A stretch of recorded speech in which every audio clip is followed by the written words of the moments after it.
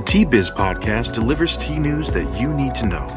A recap of the week's major headlines with commentary and cultural trends hosted by Dan Bolton. It is the voice of origin for tea professionals and enthusiasts worldwide. Tea nourishes and inspires. It is an ancient plant-based medicine that simultaneously heals and energizes the body as it soothes the mind. Making fine tea is a blend of artistry and craftsmanship. The $200 billion tea trade is fundamentally local, yet exerts global influence, employing millions to enhance the well-being of all.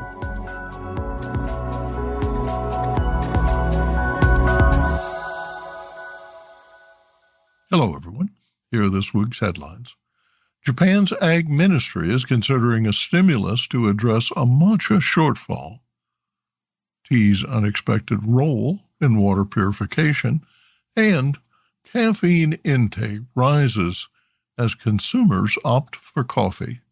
Plus, ending the de minimis exemption on tea is short-sighted. Eliminating the $800 de minimis tariff exemption will significantly impact the U.S. tea industry. The recent imposition of a 10% tariff on top of the 7.5% duty on Chinese tea, with a threatened additional 10% duty under discussion, has disrupted and burdened quality-driven tea enthusiasts and small businesses. Removing the de minimis exemption further alienates those committed to quality and innovation in the tea market. Rather than a blanket removal, U.S. policymakers should explore targeted solutions, such as industry-specific exemptions that assist small-scale imports while addressing trade concerns. Otherwise, this decision will make premium tea less accessible for consumers and disadvantage U.S. retailers against global competitors. More in a minute, but first, this important message. What happens when businesses along the tea supply chain get together and support women and children in tea communities? The mother and child-friendly seal for responsible business is creating long-term positive impacts, making your cup of Ceylon tea all the sweeter. Learn more at srilanka-motherandchildseal.org. Japan's Ministry of Tea will subsidize farmers to address a matcha shortage caused by rising demand. The shortage of tencha led Kyoto tea companies Ippodo and Maruyuku to place purchase limits on the finely ground tea powder for the first time this year. The 2025 tea harvest, beginning with the first flush in April, will bring temporary relief, but the highest grade tencha is usually harvested at the end of May or early June. Consumption within Japan is declining, but matcha is an international sensation with significant exports to Europe and the United States. Green tea exports have surged around ninefold to a record 29.2 billion yen. That's about 185 million U.S. over the past 15 years, lifted mainly by matcha on the back of the increased popularity of Japanese food among health-conscious consumers, according to the Ministry of Agriculture, Forestry, and Fisheries, MAFF. According to government data, Japan's tea production dropped by more than 20% during the same period, reflecting the aging farm population and a nearly 40% drop in household annual spending on green tea. MAFF reports that Japan produced 4,176 tons of matcha in 2023, almost a threefold increase from the 1,471 tons harvested in 2010. The shift to tencha will be stipulated in MAFF's basic tea production policy to be revised this spring during its scheduled 5-year review. Farmers will be incentivized to switch from producing sencha, Japan's most frequently consumed tea. Tencha is made by steaming and drying tea leaves grown in the shade. The leaves are then ground into fine matcha powder. According to the Global Japanese Tea Association, Kagoshima Prefecture has allocated 36 million yen to develop international sales channels. Shiga Prefecture is actively promoting Omi tea in international markets. The Japan External Trade Association, JETRO, in Shiga organized visits for buyers from the USA and Austria, including farm tours and business meetings to raise awareness and market presence for Omi tea. In related news, the ministry reports Kagoshima has overtaken Shizuoka as Japan's leading tea producer, with a total production of 27,000 metric tons in 2024, surpassing Shizuoka's 25,800 tons. Shizuoka, though, kept the lead in high-value spring harvest volume. Kagoshima's success is attributed to its focus on summer harvest tea, which is widely used in bottled beverages. This has resulted in higher yields, reaching 1,680 kilograms per hectare, compared to Shizuoka's 1,030 kilograms per hectare average. Business Insight. Social media has become an essential tool in governmental initiatives to promote matcha. The Japan Food Product Overseas Promotion Center's tea promotion account on Instagram has attracted more than 30,000 followers. TBIZ correspondent Rupa Goswami found this report on tea's unexpected role in water purification. A simple cup of tea can do more than provide comfort. It can clean your water. Researchers at Northwestern University found that tea leaves can capture and remove toxic heavy metals, including lead and cadmium. Their study, published in the peer-reviewed journal ACS Food Science and Technology, shows how tea leaves act as natural filters for drinking water. When tea leaves steep in hot water, their porous structure and high surface area capture metal ions, trapping harmful elements. Senior researcher Vinyak P. Dravid explains that the study aimed to uncover tea's potential to reduce heavy metal exposure globally. Quote, tea is the most consumed beverage in the world, and people don't have to change anything about their routine to get this benefit, end quote, said Benjamin Schendel, the study's lead author. Quote, the simple act of brewing tea is already removing contaminants from the water, end quote. What makes tea effective? The research team tested various types of tea, brewing methods, and tea bag materials to evaluate their impact on metal absorption. Key findings include, due to its larger surface area, finely ground black tea demonstrated the highest effectiveness in absorbing metal ions. Longer steep times resulted in greater absorption of contaminants, with extended brewing, such as overnight steeping, maximizing metal removal. The material of the tea bag is significant. While nylon and cotton tea bags had minimal effect, cellulose-based bags were highly effective in absorbing metals without releasing microplastics into the water. The study found that tea leaves can reduce lead in water by up to 15%.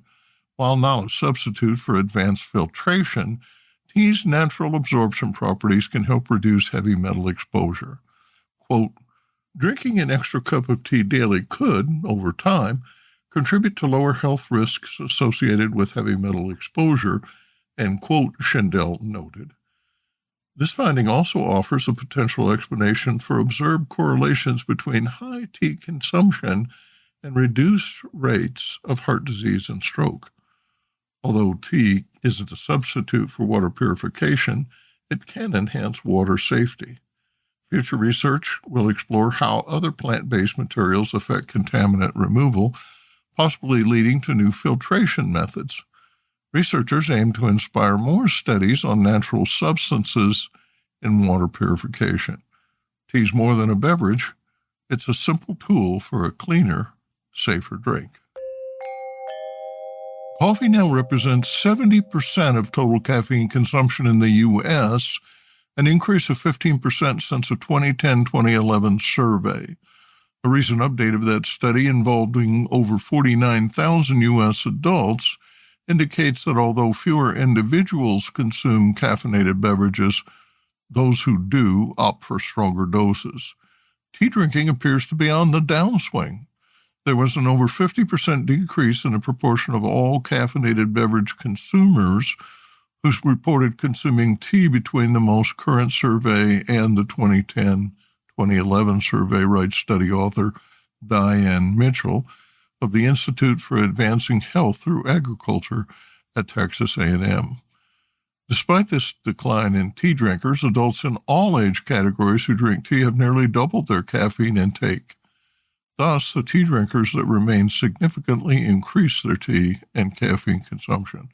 Quote, "We are all aware that the caffeinated beverage market has changed dramatically over the past 10 years, yet no comparable comprehensive caffeine intake data have been published in recent years," end quote, said Mitchell in a news release. Energy drinks, less common a decade ago, now account for 6% of total caffeine intake, as the number of available brands has jumped from 559 to 970. Carbonated soft drinks now contribute only 15% of caffeine intake, a 27% decrease from a decade ago. Average consumption is still below 400 milligrams per day, about 2 to 3 12-ounce cups, which health experts consider safe. The study, published in the peer-reviewed journal Food and Chemical Toxicology, found caffeine intake for all ages 2 years and older higher than previous reports. Quote, "Intakes in younger children in particular are above recommended levels," according to the researchers. The authors caution that, quote, "Since significant changes in survey methods have occurred over time, it is impossible to know if some of the shifts in beverage consumption patterns reflect true trends in intake, as data collection for this study occurred during a period of transition from consuming beverages at home to away from home." The authors concluded, quote, "With a constantly evolving market of caffeinated beverages and the potential impact it has on beverage consumption patterns, continued monitoring of caffeine intake is warranted." And now, a word from this week's sponsor. Hi, I'm Nish. I grew up in an organic tea farm and founded Nepal Tea Collective in 2016. Tea is not just a beverage for me, but a catalyst for social change, sustainably empowering hardworking artisans like my parents for the past 30 years. I'm on a mission to make the whole world aware of the goodness of Nepali teas and the good that comes from supporting growers in this remarkable land. If you haven't tasted Nepali teas yet, you're missing out. Our award-winning teas are making headlines. Find out why. Visit Nepal Tea Collective's website to get a free sample of this extraordinary taste of the Himalayas. That's nepalteacollective.com. Or just send me an email at nish, Nish, at nepalteacollective.com. Cheers.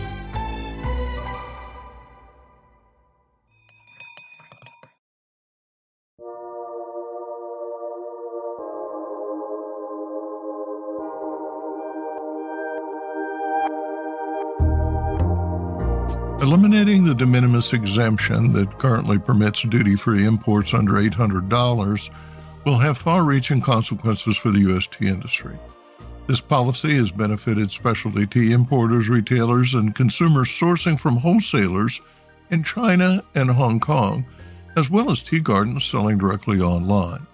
The negative impact on Vietnam and Southeast Asian growers that supply China's tea export network is less obvious. The U.S. decision to add a 10% tariff to the existing 7.5% duty on Chinese tea has already disrupted this ecosystem, penalizing quality-conscious tea enthusiasts and small businesses like Scott Wilson's Yunnan Sourcing, a reliable source of Chinese tea since 2004, with staff in both the U.S. and China. Wilson increased prices by 10% this month, quote, to deal with increased costs due to tariffs and the fact that no matter what shipping method we end up using to ship from China to the USA, we'll be paying all the tariffs and fees on behalf of the customer, end quote. This is the only solution that makes sense, he said. Placing the burden of paying the tariffs on the customer would be a nightmare for both Yunnan Sourcing and the customer, he said. Orders to addresses other than the U.S. pay the previous rate. Eliminating the exemption is in response to the surge in Chinese imports under the $800 threshold, with estimates suggesting that de minimis imports from China exceeded $50 billion last year, possibly doubling from previous levels.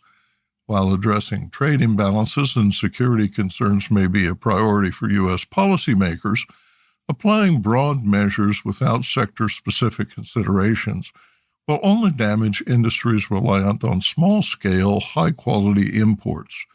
Tea retailers are a case in point. For Tea Professional, the implications are clear. The cost of premium Chinese teas, already in high demand, will rise. Unlike commodity tea producers, specialty tea gardens operate on narrow margins and are unlikely to absorb these costs. As a result, Chinese tea exporters will divert their most sought-after offerings to Japan, Europe, Canada, and other markets where demand remains strong. From artisanal tea shops to online retailers and shoppers, American online buyers will face higher prices and reduced access to exquisite Chinese teas. Removing the de minimis exemption is a self-inflicted wound.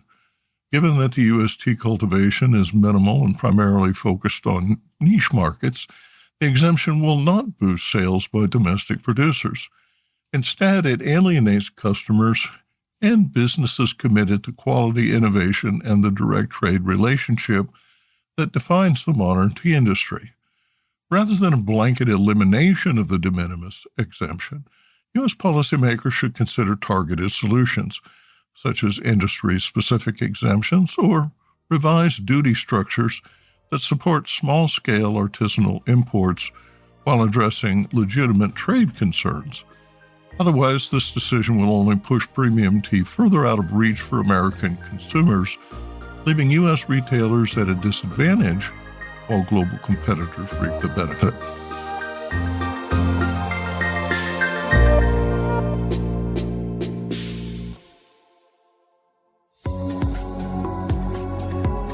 Intrigued by what you heard in today's podcast?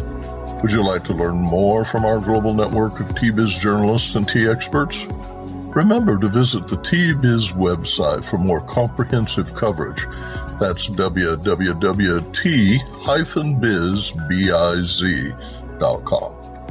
Thanks for listening.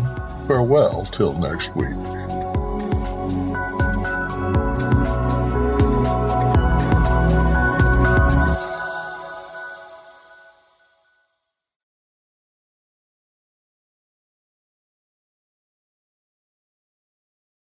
Produced by Adavita Studios. Connect your voice to the world.